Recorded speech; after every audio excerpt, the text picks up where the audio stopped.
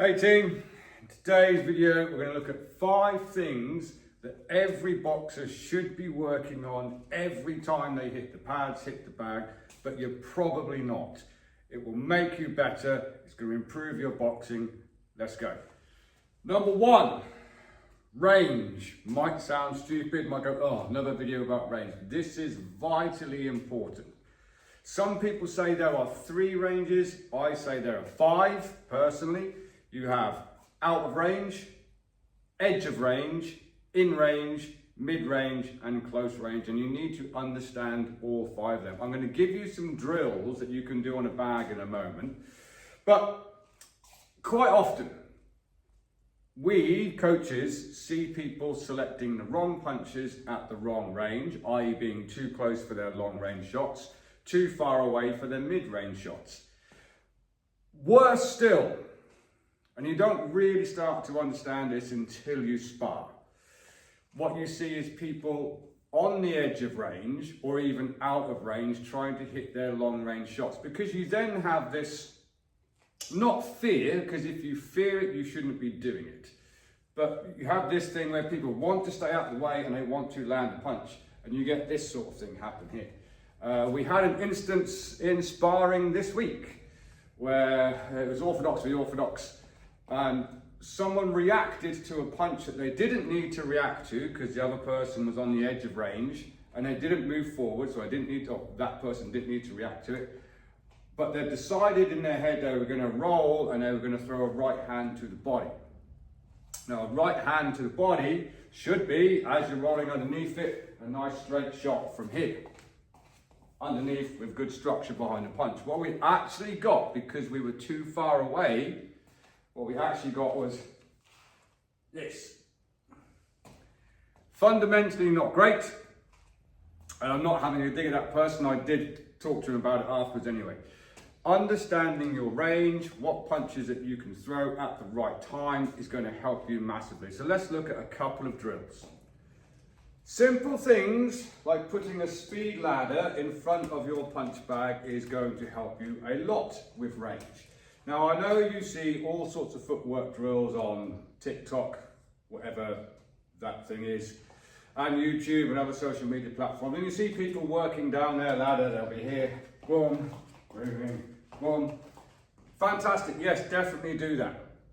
There's another side to this. We actually do this with the sparring team here, where one person will stand one side of the ladder, the other person will stand the other side of the ladder, and I'll just be rhythmically throwing a jab. That person doesn't have to react to that because we're actually both on the edge of range. What the person has to react to is when I'm here and all of a sudden, pop, step in. That's the one you've got to react to, because the other ones are missing. And the same principle here. If you want to understand your range, get a speed ladder out a little tiny bit. Stand up to the line. Now you'll notice I'm on the edge of range. I cannot hit the punch bag from there. This will also stop you doing this. Leaning to hit your bag. Yeah, I'm too far out. I can hit it if I lean. That's fundamentally wrong. I'm punching from the wrong range. So, to make sure that I've got my range right, I'm on my edge of range from here. If I want to keep my fundamental stance and my position and my structure, I need to just step into that shot from there. If I'm stepping in, my back foot hasn't moved and I throw a backhand, I will now have to lean to make that shot. So that's when you bring your back foot with you. I'm on the edge of range, now I'm on the edge of range. Back out again. If I want to throw a mid-range hook, I have to move again, because I'm going from edge of range to in range, then to mid-range. You could throw a long-range hook, agreed. You could be here, step, step, throw your long-range hook 100%. If I want to land a solid mid-range hook, I have to move again, or I would do this. Step, step, lean to get that punch. You need to use your feet to understand these ranges. Step, step, step. Yeah.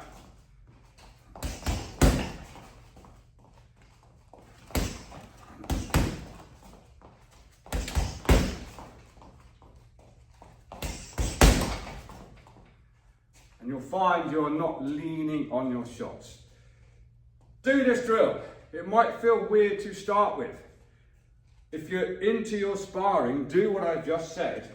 Get a partner, get a ladder, and just pop some punches. This person shouldn't be having to react to that. They shouldn't be blocking the jab out here somewhere. They shouldn't be parrying that jab. That does not need to be done. They are range finding and they cannot connect with you unless they lean. It's the stepping in that you have to watch for. So let's have a quick look at number 2. So we have got range. Second one, relaxing. Oh my God, how bad do I see this all of the time?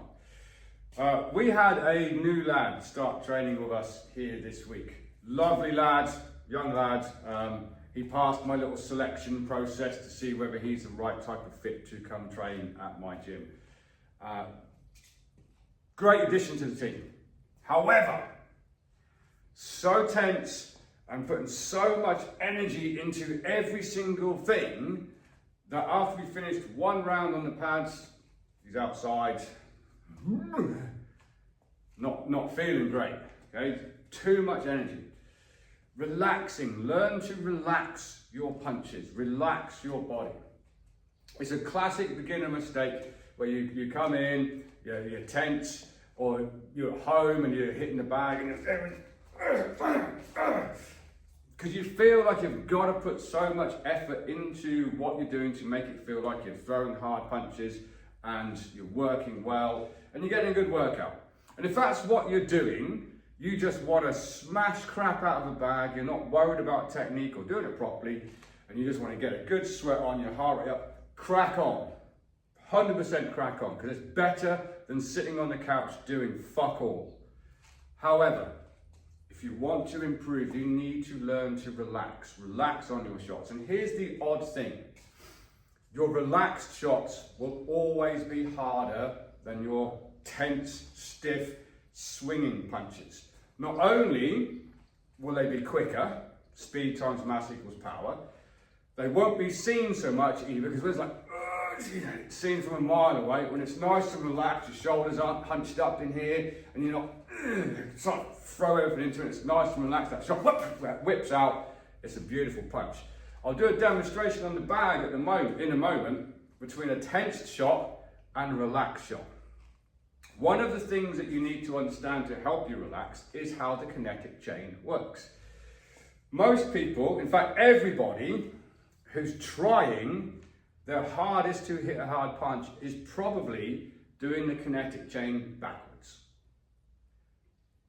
So if you're doing it backwards, you're losing power anyway. What do I mean by that?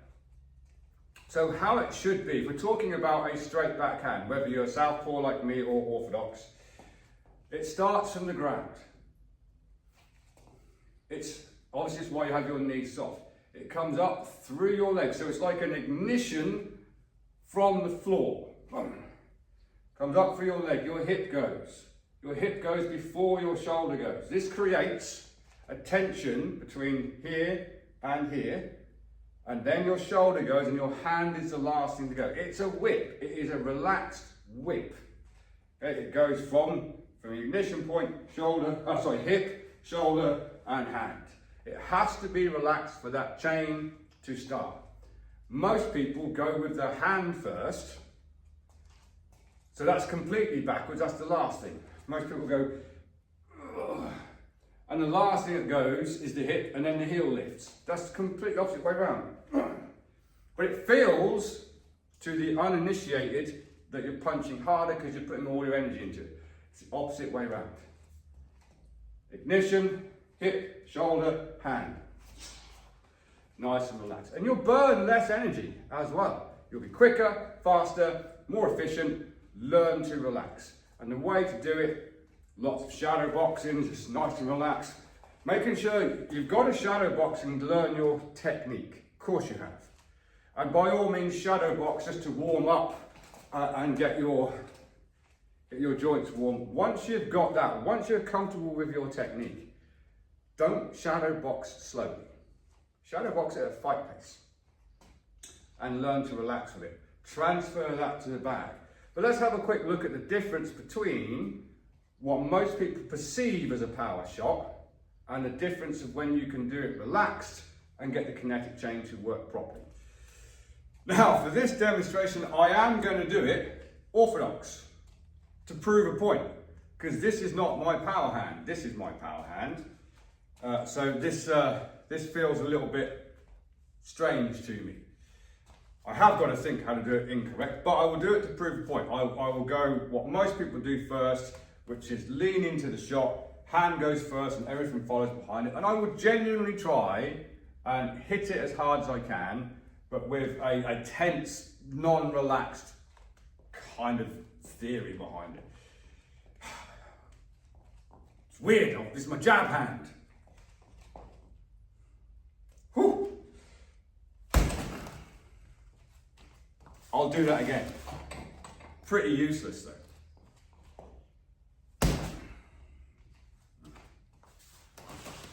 It's slow, it feels horrible, but I'm genuinely trying.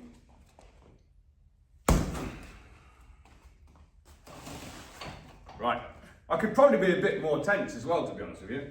I'm used to being relaxed.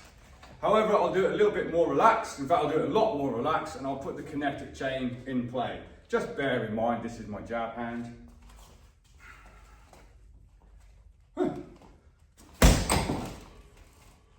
There's a clear difference. Hard, locked in, trying my hardest to make it work with a stiff arm.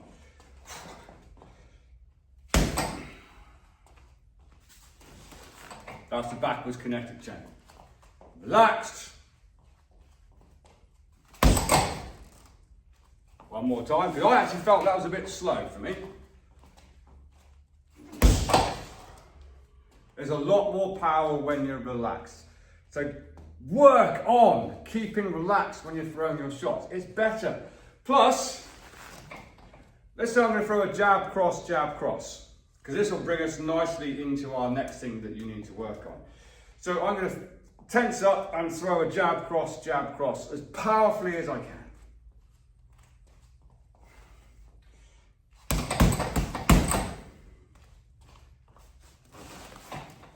Pretty naff, isn't it? Let's be honest with you, bit shit. Yeah, I'll do it relaxed. There won't be as much effort. I'm guessing it will be stingier.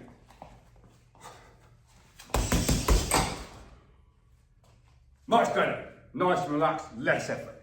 Work on being relaxed. Number 3, another R. So we've got the 3 R's at the moment. So rhythm.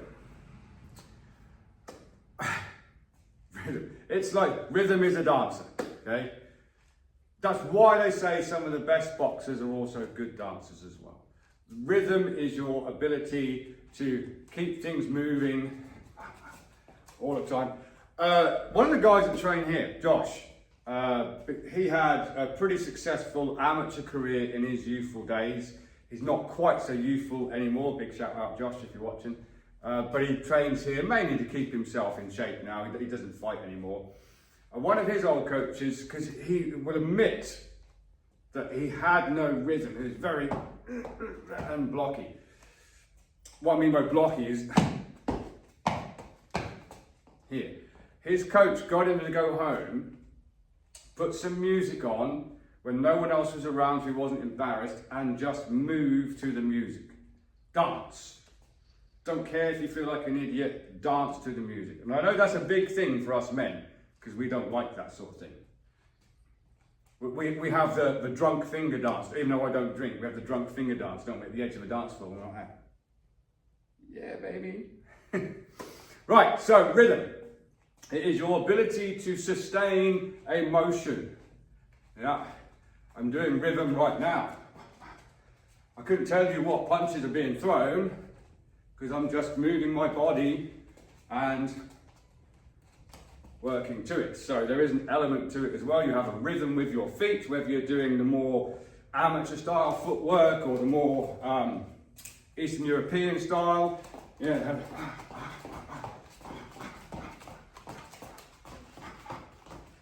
you're dancing on your feet. Whether you have the more Western, more professional style step, step. It's still a bit of a rhythm type thing from here.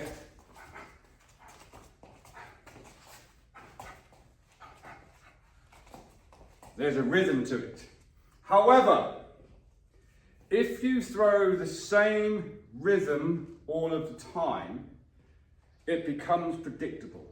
So learning to put rhythm breaks in. For instance, you don't have to throw a jab, jab, cross in the same rhythm. That's, there you go, if you're a drummer, that's a triplet. Yeah, jab, jab, cross.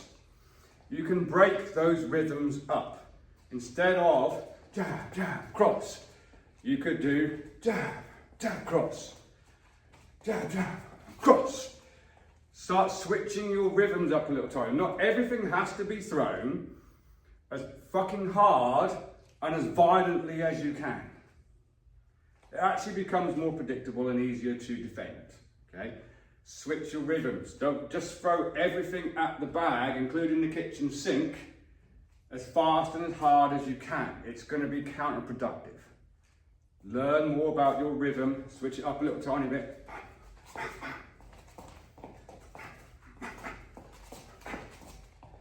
Yeah, it's going to improve your boxing a lot. However, that brings us to number 4. God damn it, when did this become a music channel? Because we're now going to talk about tempo. So we've got rhythm, we also have tempo. Tempo will help you break your rhythm up slightly, because you kind of have, well, you could have infinite amount of tempos, I suppose, but really you have a slow tempo, a mid-tempo, and a fast tempo. So here's my rhythm. That's a steady beat. I know I'm not putting any rhythm breaks in. However, if I want to do that slower, if I want to do it a little bit quicker, if I want to do a fast one, okay, that's tempo. Yeah, it is a space of time between beats, punches, blah, blah, blah.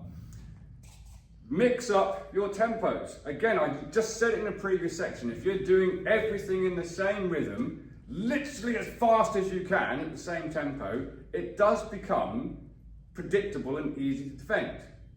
You know, if you're going to step in and you're just going to, let's say you're going to throw a jab cross, double jab cross, and you're going to come in and you're going to step in, you're going to throw everything as fast as you can, as hard as you can, in the hope that you're going to knock me out. Reality is, I'm going to defend the jab somehow, whether it's here, here, here, whichever. I'll just move off and probably counter-attack you, okay?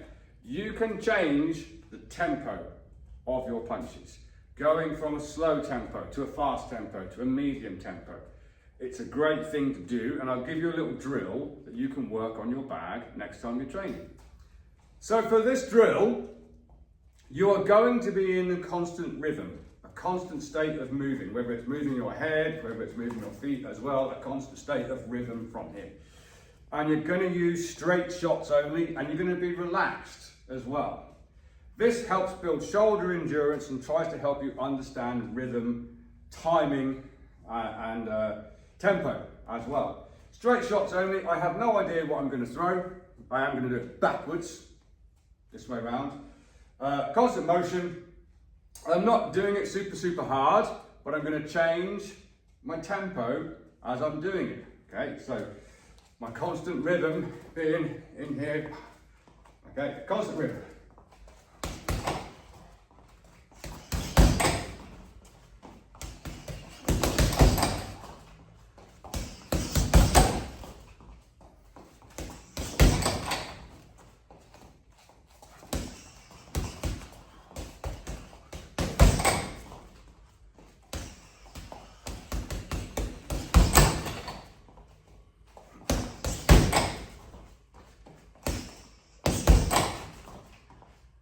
What I'm not doing is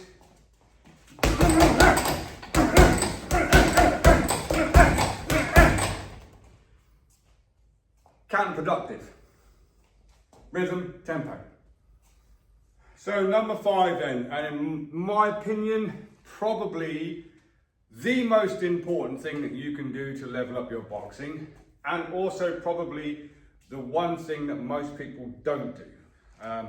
I try to encourage people all of the time to do it in my gym. I create special drills for them to do certain things for it, and then when it comes to a live situation, like sparring or they're hitting a bag, they forget. So it's something that you have to focus on. So you're going to make sure that you do goal-specific rounds on your bag, on your pads, and when you're sparring, goal-specific sparring to try and implement this, because it is a game changer. Lots of people speak about it, and there are different ways of explaining it as well. The way I normally say it is it's a four thing: move your head, move your hands, move your head, move your feet. And the simpler way of saying it is to do something before and after.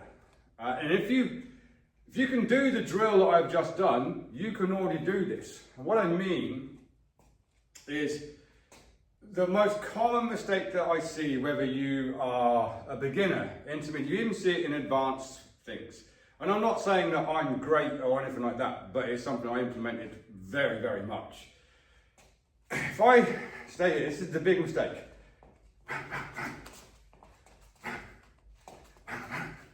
Even though I'm punching well, my head is here. Yeah, I'm sparring you. I'm coming down that centre line, wondering why I'm getting popped in the head. Do something before, do your combination, do something afterwards. And if you're in constant rhythm, whatever that rhythm is, yeah, head movement, yeah, you're doing something before. It's when you're not doing that and you're going to get popped. So it's basically staying in a rhythm in here, whether it's, that's still a rhythm, moving your head, keeping a nice, good, tight shape. The other thing I hate about this though, if you do this, fucking don't.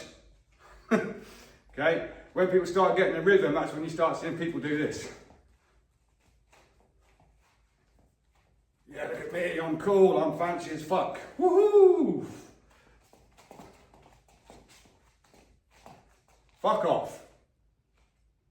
Keep your shape. Yeah? Keep your form.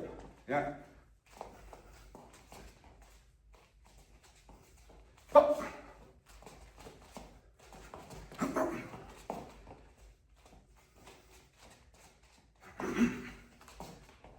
Yeah, keep tight, do something. Whether it is just head movement, whether before you do something, you still got your rhythm, create a little angle. Whether you're here, that's the shot you're looking for. Whether it's going high. See, there was in that little combination, which I find works very, very well. There was more to what you think happened there. Probing jab, which is also changing levels as I change my levels. Yeah. I'm coming forwards. I've got a little bit of rhythm with my head as well. I only threw one punch to land. I've actually just done this. That's it. But just to throw that backhand. Or you could just go, why do I keep getting hit when I throw my backhand, coach? Do something before and after. Stay in a rhythm. Even if it's just this.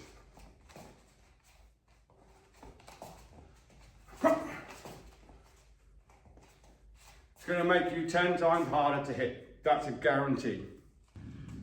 So there you have it. 5 things I think that you should be working on, which you're probably not. If you are, double thumbs up. Keep working at them, because the horrible thing with boxing or any combat sport is you get yourself in good habits and then you find something new that you want to work on, or something has been exposed that you're making mistakes, and now you're working to fix that mistake. And because you need to put the drills in to create the new habit, all of a sudden next time you're sparring, hit the bag, you find you're working on that and you're not doing all this as well. Big one, when you're going to do your before and afters, please, for God's sake, you might think it looks cool, all this sort of shit here. Yeah, you're not Canelo, okay? Had a couple of lads here, younger lads who were good enough to start sparring with the team and wondering why they were getting popped in the head all of the time. The more experienced sparrers would just be here, and as you drop that hand, pop, as that hand up, pop, just picking you off, like sniping at you. And it's because of this shit here. Feels cool. If you understand your range, what's the first one? Out of range. By all means, I can be out here, choking my heart. As soon as I step onto the edge of range, I need my shake back up in here, all of the time. Never forget that. Let me know if you think this has been helpful. Let me know if there's something that you're not working on, which you've now gone, shit, I need to work on that. It will improve your boxing 100%. But until next time, train hard, train safe, and train intelligently. I'll see you soon.